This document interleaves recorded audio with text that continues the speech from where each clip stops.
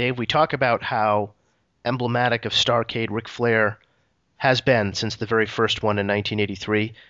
Due to the Jim Herd conflict, he takes a bit of a hiatus, goes to New York for a while, but by 1993 he is back, and he is back with a vengeance here, facing Vader for the WCW Championship in the main event. Such a big night for Ric Flair.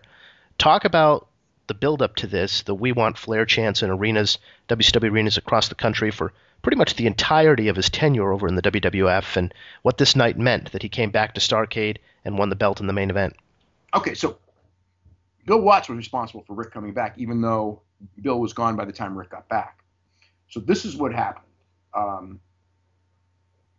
Bill had this idea that there's all these great matches in the vault. So maybe we could put – so they started putting Rick's matches on TV, and Bill absolutely, his public thing was we're going to show these great matches from our history on free television. So, put Flair and Steamboat and Flair and Funk and Flair and Ronnie Garvin and all these matches that were phenomenal matches from years earlier. And he put them on the Saturday show and the Sunday show. I think mostly on the Sunday show, the Sunday TBS show, and these matches are doing better ratings than anything WWF is doing. They're doing better ratings than anything WCW is doing. More people are watching these old Ric Flair, Ricky Steamboat matches than anything in wrestling at that point in time, which is perfect because Bill's idea was this is going to happen, and then I'm going to go to the Turner people and go, here are the ratings for frickin' matches from 1989, and we're in 1992 or 93, I think. Yeah. This I think might have been late 92, actually. Okay. This is going on. So this is actually 92 when this happened. And these matches are outdrawing anything that we're doing, outdrawing anything that they're doing. At every arena, they're chanting, "We want Flair. Let's get Flair back." And the TBS people, after seeing those ratings, were, by God, you're right. So Bill sets the wheels in motion. Bill ends up getting fired. But by this point, the door's already open. Vince has decided that Ric Flair's days as a draw are over, that he wants to move him to the mid-card, or he wants to move him to a player coach or something. But, that Rick is done as a main eventer. Vince always has had that mistake about age. And, he had it with Hogan, he had it with Flair, he had it with Savage, he had it with Piper, and they all ended up in WCW because of that mentality. And so Rick liked working for Vince, but, he wanted to be in one place he could be in main events and world champion. In the other place, they didn't even want him in the main events anymore. So Rick comes back. And so that's where Rick is. But the Rick Vader thing, that was never supposed to happen. That right. Starrcade was Sid Vicious beaten. Sid Vicious was the guy. Mm-hmm. They had decided whoever was, that was that may have been Ole at this point back. I don't even remember who's booking at this point. Who's booking? I don't know. But the whole thing was that Sid Vicious is the guy. He's the he has run in WWF. He came back. He's the guy who to build the company around. So he was going to beat Vader to be the world champion. And then Sid and Arn had the thing in England where they got in that brawl, and Sid was the they were both probably, I'm sure that there was blame that could go around both when you have this big massive street fight with two guys that are probably both having drank and yeah. In the middle of the night and everything like that. But anyway, Sid did start it. Sid, you can't very well blame Arn for starting a fight when it's the door of his hotel room and the other guy opens the door and hits him with a chair. You know what I mean? Yeah. Like what happened after, Arn's fighting for his life and Sid's probably fighting for his life, and they're both, they both got hurt bad in this fight. Yeah. But there were scissors, right? Arn brought in the scissors. Sid got the scissors from Arn and started stabbing him with the scissors. Oh, God. So Arn's got all these puncture marks. Sid got hurt, too. It's a terrible situation. And here comes the squeegee. Well, that came later. Right. Or in a different – that was a different story. But the thing – the squeegee was actually earlier. But but with the Sid thing, they had to fire Sid. Yeah. They had no choice. So at this point, Starrcade's out the window. So it's kind of like, oh, what are we going to do? And it's like, well, we'll do something like Ric Flair. I don't know if just build. It's in Charlotte anyway. let's just build it all around Ric Flair beating Vader for the championship. His one last thing. It's a good story. And to their credit, they told the story tremendously. Right. And it was the Starrcade card was not particularly good, but the main event was a really memorable match. It was a great match, great emotional match. Ric Flair won over the Monster, got his another world championship out of it. And it was a super successful, deal. But yeah, they fell into it because they ran out of ideas, and it was a better idea than Sid would have been. By a mile. By a mile. So Watts is out, like you said. He sets the wheels in motion for the return of Ric Flair to WCW, but is gone by the time it goes off here at Starrcade 1993.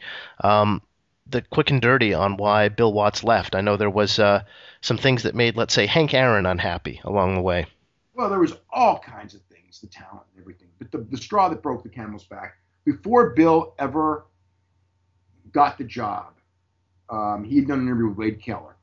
And he'd made, this stuff was this was Hogan times 10. It was in terms of racial slurs, yes. Racial slurs. I think there were homophobic slurs in there as well. Mm-hmm. I'm sure there. In fact, I'm sure there were. But the racial stuff in the Turner Company, the homophobic, the stuff and everything, that wasn't really a big issue in 1993 like it would be. Like if this thing happened and he did this interview today, yeah, he would be so done. He'd be buried underground. He'd have never gotten the job. And then it's like he still got the job. And I knew that was going to be over his head.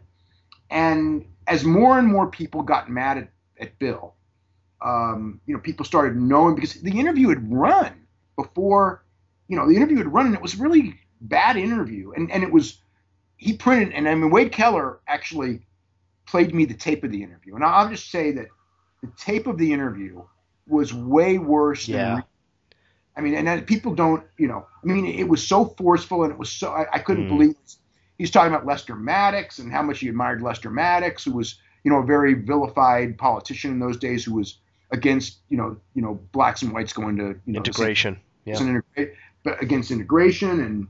And he just felt that if I'm a business owner and I don't want to serve a black, I shouldn't have to serve a black. If I don't want to serve a gay, shouldn't have to serve a gay. Mm-hmm. And it's like, if I own a restaurant, I shouldn't be able to let them in. And I was absolutely shocked by hearing Bill say that. And it wasn't like Bill was racist, because he didn't say I would do it. And Bill wouldn't do it. He just felt that as an owner, I should have the right to do it. Okay. But where it bothered me that Bill would say that is Bill was friends with Ernie Ladd, and Ernie Ladd was Bill's booker. And Ernie Ladd grew up in that era where people did that and did that to that was a big issue in the South in the 60s. So while Bill never had that happen to him because he was white, Bill had friends that it happened to that were his contemporaries. Bill and Ernie are the same age. Sure. They played football. They're contemporaries. And Bill was around in the 60s, in the mid 60s, when this stuff, instead of this theoretical 1992 years later, well, whatever, Bill was there when it really did happen and how ugly it was. And I was just like, I was just stunned that he could say that. So anyway, he says it. He's hired months later. And then, what happened was Mark Madden and Bill got, and it was, Mark Madden was the catalyst, but if it wasn't Mark Madden, it would have been, Phil Mushnick had gotten the interview. He was going to put the thing in the New York Post. Bill, essentially Bill had made enemies, and he had that thing where everyone knew that it was this thing that could bury him. Yep. And so someone was going to bring it up, any one of 10 people. Mark Madden faxed it to Hank Aaron, who worked in the office. And you can just imagine the Marge Schott thing had just happened, and Hank was very vocal. And so Hank Aaron, who's, a bigwig at Turner, people who know the story about Hank was, Hank lived in that era too. He was a baseball player, a phenomenal baseball player, home run king until Barry Bonds broke his record. And but when he broke Babe Ruth's record, he got the worst of the worst of the worst, because Babe Ruth was this white American sports icon and was the greatest player of his era. And Hank Aaron, who was not the dominant player Babe Ruth was, but a phenomenal player nonetheless, was going to break the record of the god of baseball, and there were some racist people and even some non-racist people who just, that was such a record that people never wanted to see broken, and this guy's going to break it, and he was so resented, and he got the most racist stuff. So he's going to be sensitive to this. So anyway, he sees this, he complains to management. Bill quits. I mean, Bill's going to get fired. Bill quits before he gets fired, by a minute or two or five, whatever. And Bill's gone. There he goes. And Eric Bischoff, of course, succeeded Bill Watts in the post. What was Bischoff's rep before he took the helm at WCW? Bischoff was an announcer who wasn't even a great announcer. Yeah. But he was he had done some TV stuff, and he had a TV background to some degree that none of the wrestling people had. I mean, it came down to I forgot all the different people who were in line for that position. I mean, well, they were talking about Tony Schiavone, right? Tony was, I think there was another person, but Tony was JR? No, because JR was completely out of favor because he was friends with Bill. Right, he kind of left with Watts, yeah. Yeah, JR got forced out. JR was aligned with Bill, which was politically, suicide for JR. I mean, the first thing when Bill was gone was they took JR off of the announcing, and then and essentially it was a way to get rid of him. So JR never he never had a prayer for that position. I don't even think he applied, but I know that Tony applied and Eric applied. Those were the two. There may have been somebody else, but I remember it was coming down to Tony Schiavone and Bischoff, and Bischoff got it. And at the time, you didn't know with either of them. I mean, Tony was a nice guy, good announcer, seemed level-headed. Don't know what he would have done in the position. In hindsight, I find it impossible to believe he ever would have gotten the business to where Eric got it. And Eric was pretty open-minded, but Eric had his flaws too. And again, I don't think Tony would have ever gotten where Eric did, but I also don't think that Tony would have ever squandered it like Eric did too. So interesting. So yeah. What changes does Eric implement? The big one is bringing in Hogan, which was a lot of Ric doing. Yep. Ric knew Hogan from the WWF run and thought that bringing in Hogan would be the catalyst. That's the big thing that they could do. And Hogan and Vince had their falling out. Hogan was wrestling in Japan and doing Thunder in Paradise, and so they made it happen. We'll talk about that in '94 because that's Hulk Hogan's first Starrcade. To close on '93, however, it was kind of a rough year creatively in WCW. They had the Cactus Jack amnesia angle. They had the exploding beach board mini movie with Sting and Sid and Bulldog with the boat that blows up in the midget. They had the Shockmaster falling on his face on TV. Paul Roma and the Horsemen. Will 1993 go down, Dave, as some of the bigger fails in terms of some of the stuff we saw presented? I mean, they were... Yeah, a lot of that was Sharon Sadello, who was actually running the company because there was a transition. It was Bill Watts. See, I don't know about Sharon. Okay, so it was Bill Watts, Sharon Sadello, and then Eric Bischoff. It wasn't Bill right to Eric. So then when Sharon Sadello was running it, Sharon Sadello was at the time this is a great one. So Sharon Sadello at the time was the live-in girlfriend of Ole Anderson, but she was a bigwig. She was a bigwig at Turner, and Ole. I mean, it was funny because you can just imagine the frustration of Ole Anderson because Ole had been in the business since the mid '60s, so for close to 30 years at this point, and Ole had been involved with a lot of successes. Time had passed Ole by, but still, Ole knew so much about wrestling, and here's Sharon who knows nothing about wrestling.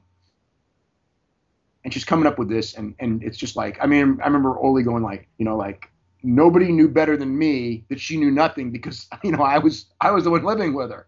She knew nothing, but they put her in charge because I think at that point after Bill, the big thing was we don't want somebody from wrestling. These wrestling people, they're poison running this company.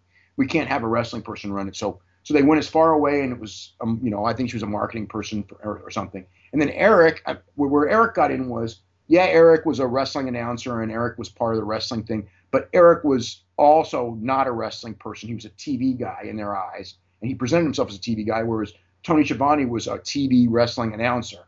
So that's where Eric, got it after Sharon. But Sharon was the one who had the idea of the boat and The all that. boat, yeah. So it wasn't that she had a particular, let's say, cinematic mind or anything. It was just something that she came up with, kind of tone deaf to how it would come off.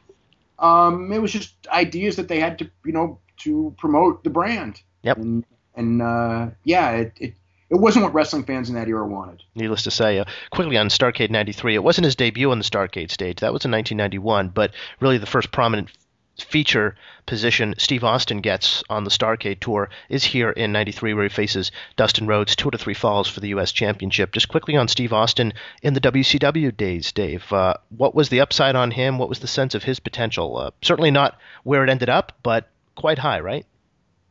Yeah, when he came in from Dallas, he was Rookie of the Year, and I think everybody pretty much knew that, or felt that Steve Austin was going to be, one of the biggest stars in wrestling. He just had so much working ability, and he was a good-looking guy, good body, just seemed to have it. And it didn't really work out in WCW, and it should have. And he got hurt a couple times, and he got frustrated, and there was a lot to it. But he was on the ascent, and there were people, very, very high on him. Watts really liked him, among other people. Dusty, they liked him because he was he wasn't an old school guy, but he acted like an old school guy, and he was what they liked. And then with Eric and Hogan, I mean, they just saw nothing in him, and that's where he ended up getting fired and winding up with WWF, where he exploded.